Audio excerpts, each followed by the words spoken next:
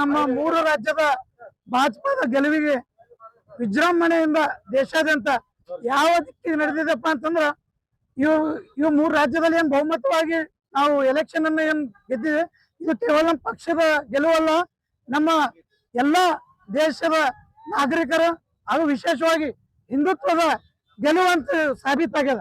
ಮುಂಬರುವಂತ ದಿನಗಳಲ್ಲಿ ರಾಷ್ಟ್ರ ಪೂರ್ತಿಯು ಮಹಾಮಯವಾಗಿ ಪರಿವರ್ತನೆಗೊಳ್ಳಕ್ಕೆ ಇದೊಂದು ಸಂದೇಶವಾಗಿದೆ. ಮತ್ತೆ ಪಶ್ಚಿಮ ಬಂಗಾಳ ಈ ತರದ ಒಂದು ಜಾಗದಲ್ಲಿ ಬಹುಮತವಾಗಿ ಯಾವ ರೀತಿ 1/2 ಮೆಜಾರಿಟಿಯಿಂದ ನಾವು ಮೆಜಾರಿಟಿ ಬಂದಿದೆ ಅಂದ್ರೆ ಮುಂಬರುವಂತ ದಿನಗಳಲ್ಲಿ ಕರ್ನಾಟಕವು ಕೂಡ ಬಹುಮತದಲ್ಲಿ ಖಚಿತವಾಗಿ ನಾವು ಗೆಲ್ತೀವಿ ಅನ್ನೋದು ಇದರಲ್ಲಿ ಯಾವುದೇ ರೀತಿಯಾದಂತ ಸಂಶಯ ಇಲ್ಲ.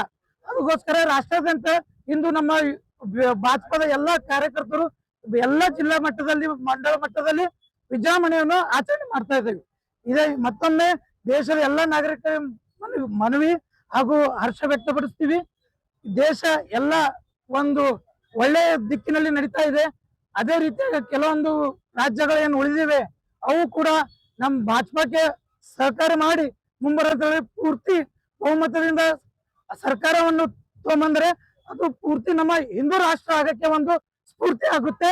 ಹಾಗೆ ಪ್ರತಿಯೊಬ್ಬರಿಗೆ ಒಂದು ಇದು ಹರ್ಷ ವ್ಯಕ್ತ ಆಗುತ್ತೆ ಅಂತ ಈ ನಿಟ್ಟಿನಲ್ಲಿ ನಿಮ್ಮೆಲ್ಲರಿಗೂ ತಿಳಿಸ್ತೀನಿ. ಭಾರತೀಯ ಜನತಾ ಪಾರ್ಟಿ ಇವತ್ತು ನಮ್ಮ ನಿನ್ನೆ 3 ರಾಜ್ಯಗಳಲ್ಲಿ ಏನು ವಿಜೃಂಭಣೆಯಿಂದ ಜಯಬೇರಿ ಬಾರಿಸಿದ್ದ ನಿಮಿತ್ತವಾಗಿ ನಿನ್ನೆ ಒಂದು ವಿಜಯೋತ್ಸವನ್ನ ಮಾಡಿದ್ದೇವೆ.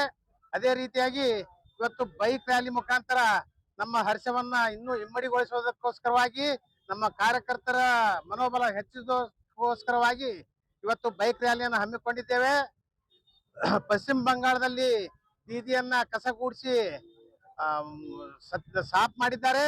ಅಲ್ಲಿ 206ಕ್ಕಿಂತ ಹೆಚ್ಚು ಬಿಜೆಪಿಯ ಅಭ್ಯರ್ಥಿಗಳು ಗೆದ್ದಿದ್ದು ಇದೊಂದು ಐತಿಹಾಸಿಕ ಜಯವಾಗಿದೆ.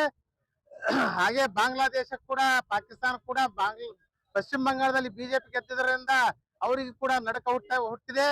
ಬಾಂಗ್ಲಾದೇಶಿಯ ಒಳ ನುಸುಳುಕೋರೇನಿದ್ರು ಇವತ್ತು ನಮ್ಮ ಭಾರತೀಯ ಜನತಾ ಪಕ್ಷ ಸರ್ಕಾರ ಬಂದಿರೋದ್ರಿಂದ ಅವರನ್ನೆಲ್ಲ ಕೂಡ ನಮ್ಮ ಭಾರತ ಬಿಟ್ಟು ತೊಲಗೋ ಹಾಗೆ ಮಾಡ್ತೀವಿ.